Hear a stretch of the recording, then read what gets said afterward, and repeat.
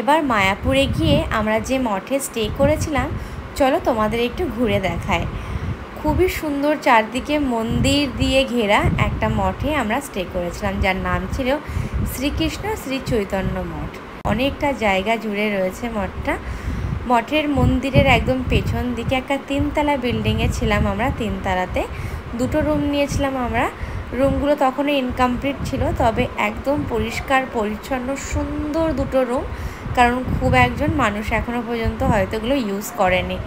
তো এই যে দেখতে পাচ্ছ, এটা মঠের একটা সাইডে একটা বড় একটা পুকুর, যে পুকুরে অনেক অনেক অনেক অনেক মাছ ছিল। তো দেখতেই পাচ্ছ আমরা মঠের পেছন দিক দিয়ে এখন এন্ট্রি করছি।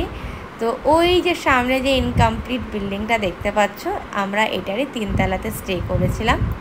তোমাদের যদি মঠটা পছন্দ হয়ে থাকে তাহলে কিন্তু অবশ্যই আমাকে মেসেজ করো, আমি তোমাদেরকে সম্পূর্ণ ডিটেলস দিয়ে দেবো। মায়াপুর ইস্কন টেম্পল থেকে মাত্র 10 মিনিটের দূরত্বে রয়েছে।